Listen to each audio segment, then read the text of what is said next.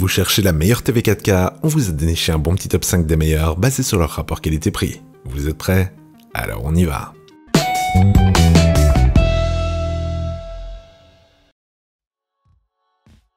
Top 5, LG A1 OLED. Avec la A1 de LG, vous aurez quasi l'une des OLED les plus abordables du marché, le tout avec une excellente qualité d'image. Son plus gros défaut est malheureusement la partie audio, pour laquelle il sera préférable d'utiliser une barre de son, car ses basses manquent cruellement de profondeur, et le reste a tendance à être plutôt écrasé. Par rapport aux autres TV de la marque, elle est limitée à 60 Hz et ne permet pas le rafraîchissement variable. Ce ne sera donc pas la télé la plus adaptée aux jeux next-gen, et ça peut lui donner un léger effet de tremblement sur les sources à bas framerate. Malgré ça, vous aurez une expérience vidéo remarquable pour le prix avec des contrastes profonds.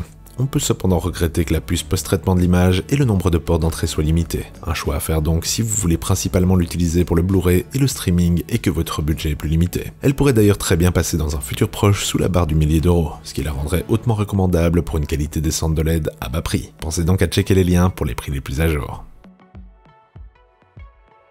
Ses avantages: le prix, le temps de réponse et le délai à l'affichage réduit. Ses inconvénients par contre: l'upscaling limité et le manque de luminosité. Top 4, Samsung de Frame 2021. Vous aimez la télé mais vous n'aimez pas les télés? Je m'explique. L'idée d'une belle télévision vous plaît, mais vous ne voulez pas envahir votre salon d'une disgracieuse grande plaque noire qui gâche l'intérieur lorsqu'elle est éteinte. Samsung a pensé à vous avec leur télé de Frame, qui permet de se glisser comme un tableau avec son écran de qualité, et qui permet d'afficher des images fixes. Si vous payez un abonnement, vous aurez droit à une bibliothèque d'images d'un peu plus de 14 000 tableaux et de photos. Non seulement elle est élégante, mais rassemble tous ses câbles en déportant les entrées et sorties sur un module externe relié à la télé par un câble unique. Pratique donc si vous voulez limiter au plus l'impact d'une télévision sur votre déco. Mais en plus de son intérêt visuel, le prix de ce modèle et les technologies intégrées donnent une image plutôt agréable et un HDR vibrant. L'un des points négatifs de cet écran est qu'il n'intègre pas toutes les mises à jour des dernières Neo QLED de Samsung, dont on parlera après. Il faudra donc faire quelques concessions en technologie sur l'autel de l'élégance. Dommage, mais à ce prix, on peut pas trop faire la fine bouche. Ses avantages: le design, les différents cadres disponibles, le cable management et l'image qualitative. Ses inconvénients par contre: 100 Hz maximum, moins de zones d'immeubles que sur les Neo QLED et l'abonnement nécessaire pour les tableaux. Top 3, Sony A80J OLED. Le meilleur de deux mondes, c'est ce que Sony nous donne avec cette télé OLED magistrale, qui sera parfaite pour profiter de leurs excellents traitements de signal avec un rendu des couleurs extrêmement naturel. Le tout avec la dose d'Android TV qui donne une belle couche logicielle, offrant accès à un bon nombre d'apps toujours grandissant. Grâce à son processeur XR, vous profiterez de mouvements qui sont clairement reproduits. Vous aurez aussi droit à une image nette et très détaillée, aux couleurs fidèlement reproduites pour peu que vous preniez le temps de configurer ses nombreux paramètres. C'est d'ailleurs une des raisons en plus de son prix légèrement supérieur qui lui ont coûté la première place. Il faut s'y connaître un peu en paramètres d'image pour profiter pleinement de sa puissance. Elle manque aussi légèrement de luminosité par rapport à la A90J. Pour les pièces les plus lumineuses, pensez donc à l'orienter en fonction. Elle reste cependant comparable aux autres télés du même prix. Et selon les promos du moment et vos capacités à chipoter dans les menus, elle pourrait bien passer en première recommandation. Ses avantages: l'interface Google TV, la qualité d'image, le délai à l'affichage et le rendu des couleurs. Ses inconvénients par contre: pas tous les HDMI en 2.1 et le variable refresh rate pas encore intégré. Top 2, Samsung Neo QLED QN90A.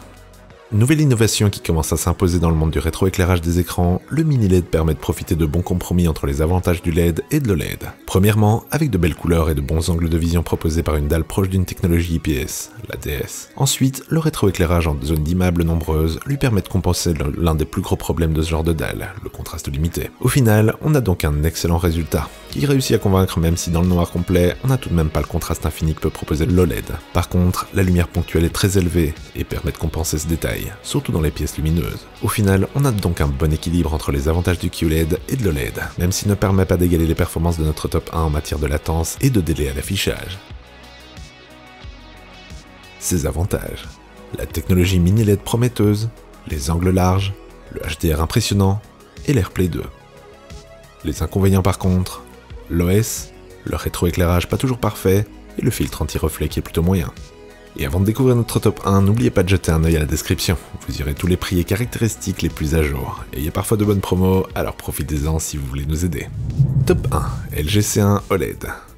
Successeur de la CX qu'on avait conseillé l'année passée, la C1 est le point de qualité prix de l'OLED pour LG, entre la A1 budget et la G1 plus chère, et seulement marginalement meilleure. C'est ici une excellente option pour tous ceux qui veulent consommer du contenu varié sur leur télé. Pour le jeu, les films et la connectique, elle se défend très bien, tout en gardant un prix maîtrisé. Elle offre par exemple une très bonne gestion du retard à l'affichage et permet une compatibilité avec le rafraîchissement variable. Pour les films, les couleurs sont à ajuster pour une expérience parfaite. Après un petit passage par la case calibration, vous aurez droit à une image magistrale. On regrettera par contre l'OS, qui est peu intuitif, même si la télécommande à captation de mouvement offre un réel intérêt en matière de contrôle. Même si le LED a des désavantages, le rapport qualité-prix de celle-ci reste difficile à battre, qu'ils soient en LED, QLED ou encore OLED. Au final, on a ici un excellent équilibre entre connectique, image et gaming, ce qui la rend l'option la plus facile à recommander pour tout le monde. Ses avantages: l'excellente calibration, les temps de réponse excellents et le contraste infini. Ses inconvénients par contre, l'interface et le son moyen. Et voilà qui termine notre top des meilleurs TV 4K du moment. Dites-nous dans les commentaires ce que vous en pensez. Et sur ce, à la prochaine sur la chaîne des dénicheurs.